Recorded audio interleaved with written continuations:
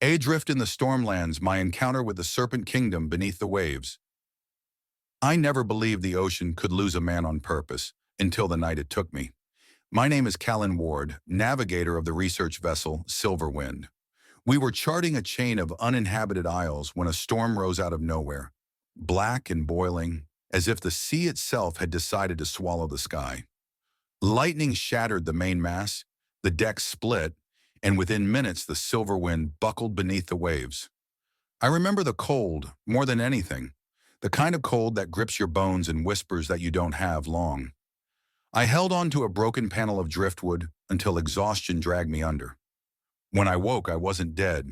I was lying on smooth stone beneath a canopy of violet light, my lungs burning as though I'd coughed out half the ocean. And around me, shapes, dozens of them. At first, I thought they were women with elaborate costumes or tails carved from polished jade. But as my vision sharpened, I realized the truth. Scales, shimmering like wet emeralds, coiled where legs should have been. Their eyes were narrow, gold and unblinking. They spoke in a whispering dialect that reminded me of tides scraping along the shore. Serpent women, an entire race of them. One stepped forward, tall, poised, her voice commanding the chamber. She introduced herself as Scythra, captain of the Tide Guard, protectors of a hidden underwater kingdom known as Nalsari. According to her, they found me drifting near their sacred boundary.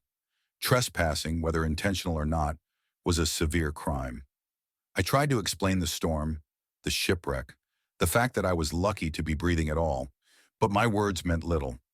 I was dragged through a coral-framed corridor toward a hall that dwarfed any cathedral on the surface. There, on a throne carved from the spine of some giant sea creature, sat Queen Atheris, the Serpent Sovereign. Her presence radiated authority. Her tail was a massive coil of obsidian scales, each one catching the glowing algae light in a way that made her look carved from the night itself.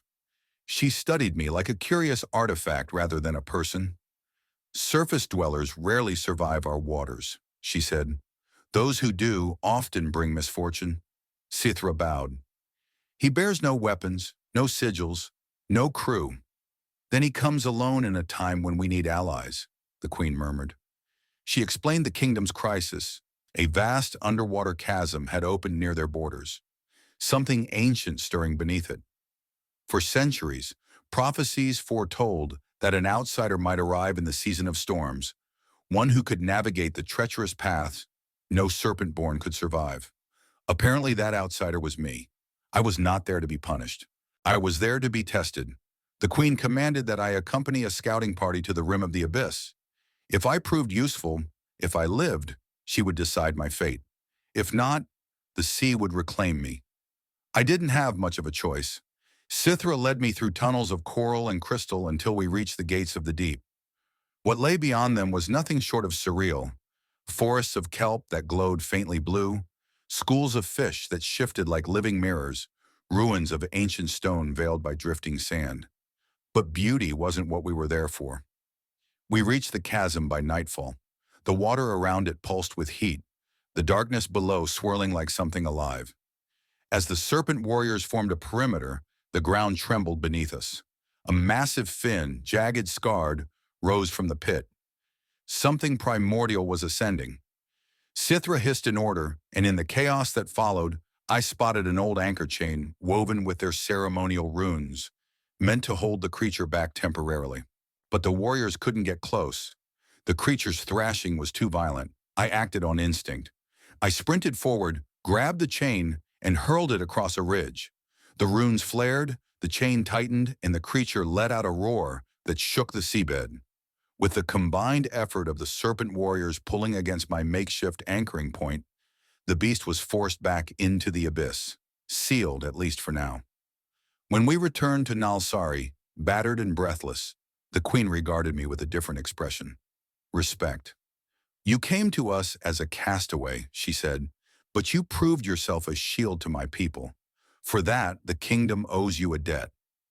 Instead of imprisonment, she offered me something unexpected, a formal alliance between her kingdom and the surface world, a bond not of blood, but of trust, one that could shape the future of both realms. When I finally resurfaced days later, the tides gentle and calm, Scythra escorted me to the shore. Before leaving, she placed a scaled medallion in my palm. "Should the sea ever call you back," she said, "this will guide our warriors to you." I still keep that medallion close, and sometimes late at night I swear I can hear the ocean whisper, almost as if it's reminding me that somewhere far below, a hidden kingdom remembers the castaway who lived.